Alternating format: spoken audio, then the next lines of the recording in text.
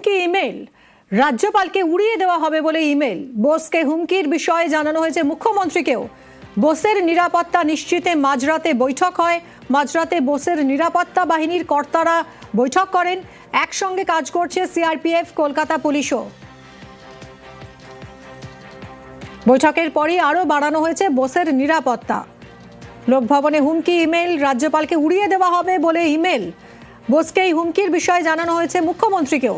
বোসের নিরাপত্তা নিশ্চিতে মাঝরাতে নিরাপত্তা বাহিনীর কর্তারা বৈঠকে বসেন। একসঙ্গে কাজ করছে সিআরপিএফ এবং কলকাতা পুলিশও।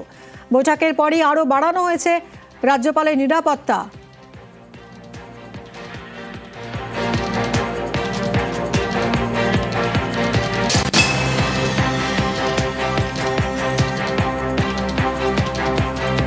এ নিয়ে রাজনীতির হাওয়া গরম।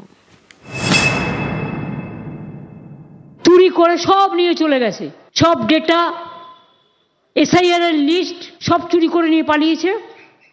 ভোটের আগে মনে পড়ে নোটবন্দি, ভোটবন্দি, ঘোটবন্দি, এজেন্সি।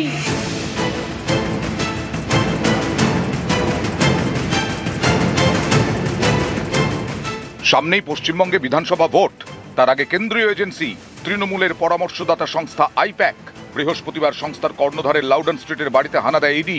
সেক্টর 5-এ আইপ্যাকের অফিসেও চালায় অভিযান। এই দুই জায়গাতেই যান মমতা বন্দ্যোপাধ্যায়। রণংদেহী মেজাজে সুর চড়ান। তৃণমূলের অভিযোগ, বিধানসভা ভোটের আগে কেন্দ্রীয় এজেন্সিকে কাজে লাগাচ্ছে বিজেপি। পাল্টা চড়া সুর বিজেপিরও। ভোট এলেই কেন এরা সক্রিয় হয়? যদি কোনো মামলা থাকে, কোনো তদন্তের দরকার থাকে, এত বছর এত মাস রইল তদন্ত করতে কে বারণ করেছে?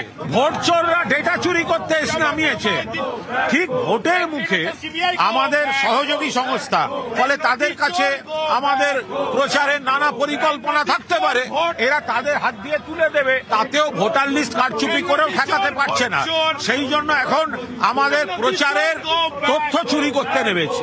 পশ্চিমবঙ্গের মাটিতে দাঁড়িয়ে তো অতি সক্রিয়তা না হলে আবার সিপিআইএম বলে দিদি মোদি ঘটা। আবার দিল্লিতে গিয়ে দুজনে একই সঙ্গে অতি সক্রিয়তার বিরুদ্ধে, রাজনৈতিক প্রতিহিংসামূলক আচরণের বিরুদ্ধে এবং ইডি সিবিআই কে কাজে লাগিয়ে রাজনীতি করার জন্য তারা পার্লামেন্ট থেকে একসঙ্গে ওয়াকআউট করে। ভোটের সময় একটা এরকম কিছু না করলে, ফাটাফাটি খেলা না হলে খেলাটা জমজমাট হবে না। ফলে এটা ভোটের জন্য একটা বন্দোবস্ত বলেই মনে হয়।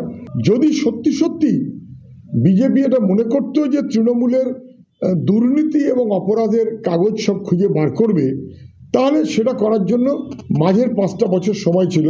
তখন কিন্তু কিচ্ছু করেনি, তখন চুপ।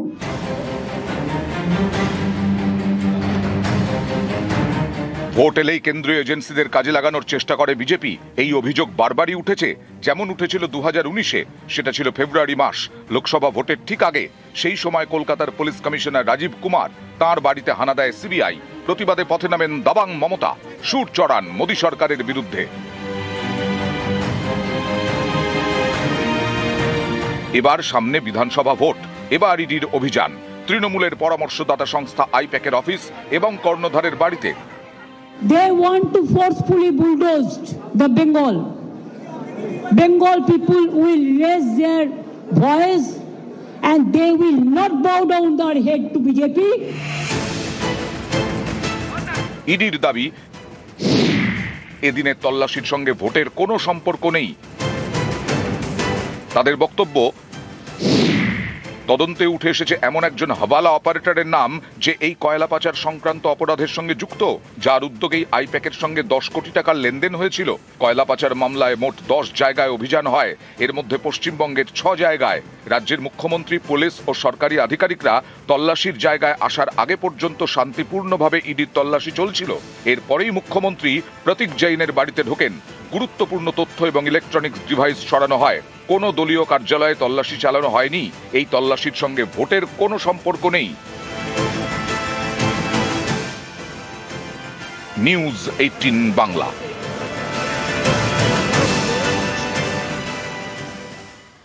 সকাল থেকে ঠিক কি দেখা গেল? আইপ্যাকে ইডি হানা একেবারে তোলপাড়। এজেন্সির অভিযানের মধ্যেই প্রতীক জৈনের বাড়িতে পৌঁছে গেলেন খোদ মুখ্যমন্ত্রী। একাধিক হার্ড ডিস্ক নথি নিয়ে বেরিয়ে ইডিকে তুলোধনা। সল্টলেকের সেক্টর 5-এ ভোট কুশলীর অফিসেও আচমকা মমতা বন্দ্যোপাধ্যায় পৌঁছে যান। সঙ্গে principal secretary, chief secretary, DG. IPAC কর্ণধার প্রতীক জৈন আসার পর সল্টলেক থেকে পূর্ব নির্ধারিত কর্মসূচিতে মমতা বন্দ্যোপাধ্যায়। বৃহস্পতিবার সকাল 6:05 লর্ডেন স্ট্রিটে আইপ্যাকের কর্ণধার প্রতীক জৈনের বাড়িতে ইডি। ইডি অফিসারদের সঙ্গে প্রতীক জৈনের বাড়িতে কেন্দ্রীয় বাহিনী মোতায়েন। সকাল 6:25 প্রতীক জৈনের বাড়িতে পৌঁছয় রাজ্য পুলিশ।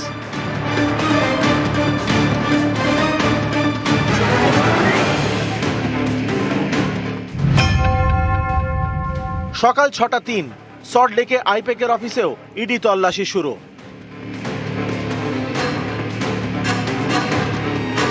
ইডি অফিসারদের সঙ্গে সল্টলেকের আইপ্যাকের অফিসে কেন্দ্রীয় বাহিনী মোতায়েন।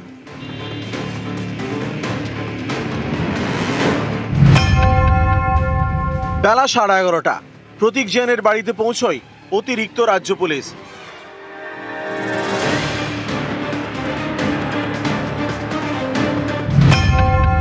বেলা 12টা নাগাদ প্রতীক জৈনের বাড়িতে পৌঁছন মমতা বন্দ্যোপাধ্যায়।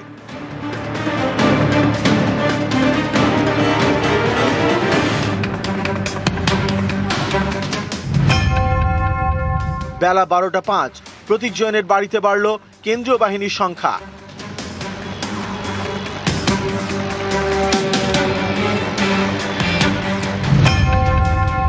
বেলা 12টা 15 ফাইল হাতে প্রতীক জৈনের বাড়ি থেকে বেরোলেন মুখ্যমন্ত্রী।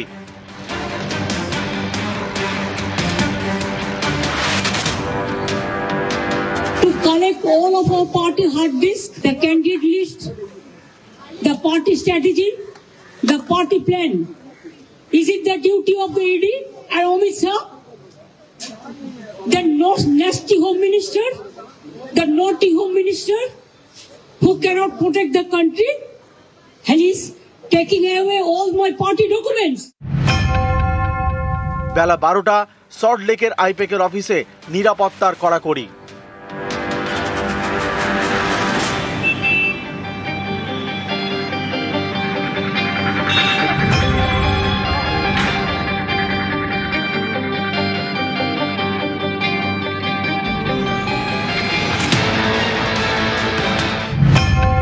বেলা 12টা 45 সল্টলেকের সেক্টর 5-এ পৌঁছন মুখ্যমন্ত্রী মমতা বন্দ্যোপাধ্যায়।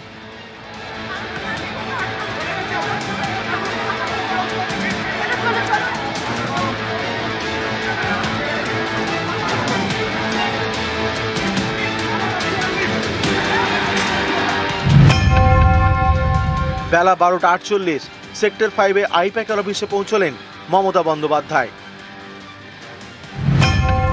দুপুর 1টা 38 সেক্টর 5-এ সাংবাদিকদের মুখোমুখি হন মুখ্যমন্ত্রী মমতা বন্দ্যোপাধ্যায়। সব ডেটা, সমস্ত ল্যাপটপ, সমস্ত আইফোন বা ফোনে যে সমস্ত স্ট্র্যাটেজি আছে ইলেকশনের, ইনক্লুডিং SIR, আমাদের কাজ চলছে মানুষকে সাহায্য করবার জন্য। সেগুলো সব ওরা ফরেন্সিক টিম নিয়ে এসে সকাল থেকে ট্রান্সফার করেছে। আমি মনে করি এটা ক্রাইম। বিকেল 4:05 সেক্টর 5-এ আইপ্যাকের অফিসে পৌঁছন কর্ণধার প্রতীক জৈন।